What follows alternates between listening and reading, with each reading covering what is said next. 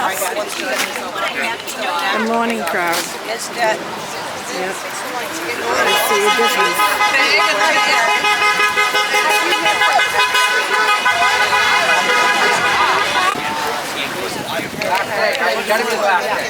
I hope so. He went to jail and he died. Wow. Wow. We have to. It's going to be so long. Hopefully that juror.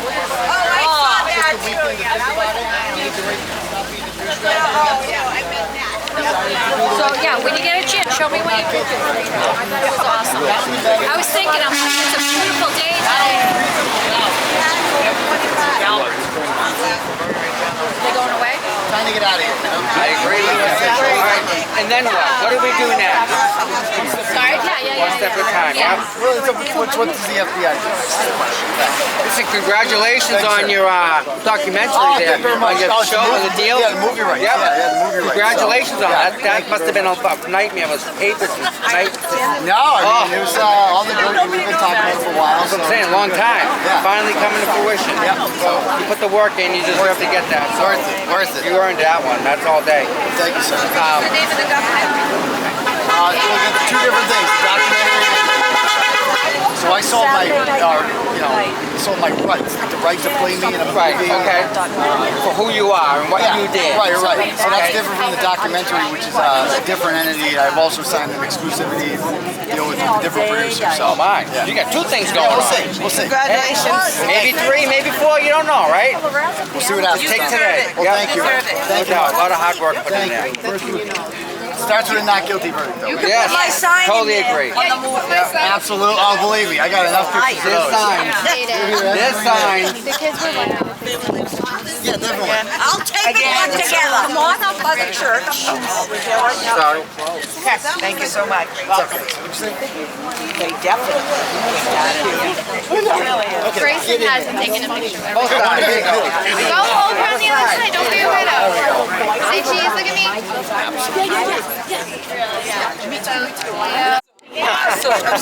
Awesome show. Yes, you look so good. Another great show last night. Thank you. Yeah, man. What was the end result? Oh, he's so So we got up to over 1,000, and I kicked back to $50. That's okay. That's fine. That's fine. Yeah, I did. I'm gonna put my. Yeah, I demoed last night.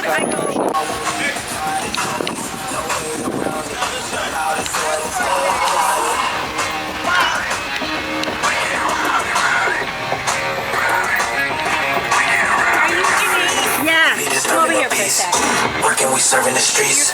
About to go and going beast. Bang, bang, leave sleep.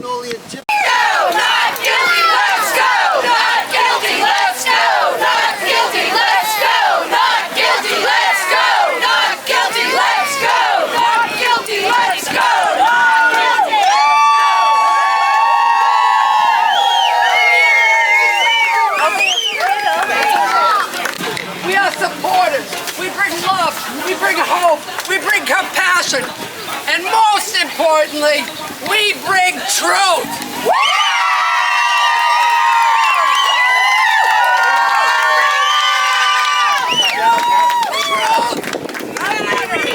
Truth matters. No more framing. Yes, no more framing. We need to get the checks and balances in the system so that this can never happen to anybody again. This would never happen in the private sector. They would have the checks and balances in the system. We don't have it in the public sector, and that's why we're here today. So first we gotta free Karen Reed, and then we gotta fix those checks and balances so this never happens to anybody.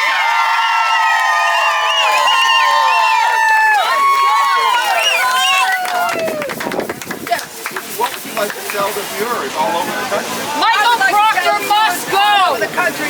When the good do not speak up and they remain silent, the bad take over. Yes! This movement represents the best people in this country, the best people in this world. This movement represents those people because these people dared to speak against the government and the law enforcement. Yes. The bad ones, not the good ones, the bad ones. And we are standing up because we want truth and justice to prevail. This is America. We have to have truth and justice prevail.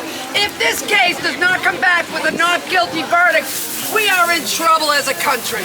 Yeah. Because we have had, you can just say it boils down to accident reconstructions.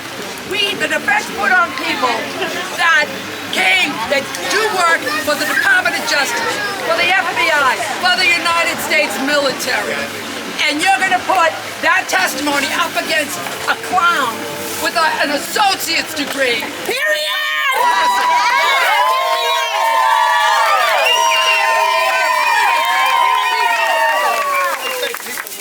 Science doesn't lie. That's correct. Doesn't the science in this case really look for not? Yes. Court, and then heading in for what is the 5th day of jury deliberations. Last week on Friday, those jurors sent the judge a note saying that despite exhaustive review of the evidence and diligent consideration, they have been unable to reach a unanimous verdict. Judge Noning called this a long case with 74 witnesses, 657 exhibits, and very complex issues. She says that she's not prepared to find that there have been due and thorough deliberations at this point. Our legal expert Peter Elkin weighs in, saying it's not unusual for deliberations to last multiple weeks. He talks about how the judge... 1 day of testimony to each of the days of testimony. So while they haven't had for a while, I would submit that based on the evidence and testimony of witnesses, the complexity of issues in this case, I would submit that they have not done a thorough deliberation up to this point.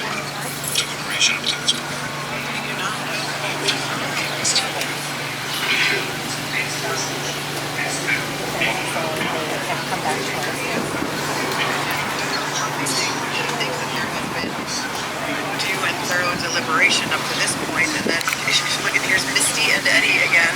She says Mr. Yannetti. Despite our commitment to the duty entrusted to us, we find ourselves deeply divided by fundamental differences in our opinions and state of mind. The divergence in our views are not rooted in a lack of understanding or effort, but deeply held convictions that each of us carry, ultimately leading to a point where consensus is unattainable. We recognize the weight of this admission and the implications it holds. So, Mr. Foreman and members of the jury, I have an instruction for you. Our Constitution and laws provide that in a criminal case, the principal method for deciding questions of fact is the verdict of a jury. In most cases, and perhaps strictly speaking in all cases, absolute certainty cannot be attained, nor is it expected.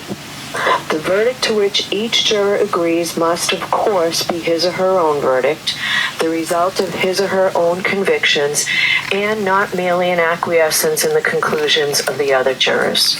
Still, in order to bring 12 minds to a unanimous result, you must examine the issues you have to decide with candor and with a proper regard and respect for each other's opinions. You should consider that it is desirable that this case be decided. You have been selected in the same manner and from the same source as any future jury would be selected. There is no reason to suppose that this case will ever be submitted to 12 persons who are more intelligent, more impartial, or more competent to decide it than you are, or that more or clearer evidence will be produced at another trial. With all this in mind, it is your duty to decide this case if you can do so conscientiously. In order to make a decision more attainable, the law always imposes the burden of proof on the Commonwealth to establish every essential element of each indictment beyond a reasonable doubt. If you are left with a reasonable doubt as to any essential element of any indictment, then the defendant is entitled to the benefit of that doubt and must be found not guilty on that indictment. In conferring together, you ought to give proper respect to each other's opinions and listen with an open mind to each other's arguments. Where there is disagreement, those jurors who would find the defendant not guilty should consider whether the doubt in their own minds is a reasonable one. If it makes no impression upon the minds of the other jurors, who are equally honest and equally intelligent, who have heard the same evidence with the same attention, who have an equal desire to arrive at the truth, and who have taken the same oath as jurors. At the same time, those jurors who would find the defendant guilty ought seriously to ask themselves whether they may not reasonably doubt the correctness of their judgment if it is not shared by other members of the jury. They should ask themselves whether they should distrust the weight or sufficiency of the evidence if it has failed to convince the minds of their fellow jurors beyond a reasonable doubt. I will now ask you, Mr. Foreman, and members of the jury, to return to your deliberations with these instructions in mind. And as with my final instructions and the supplemental instructions I sent in, I will send in a copy of this charge as well. All right.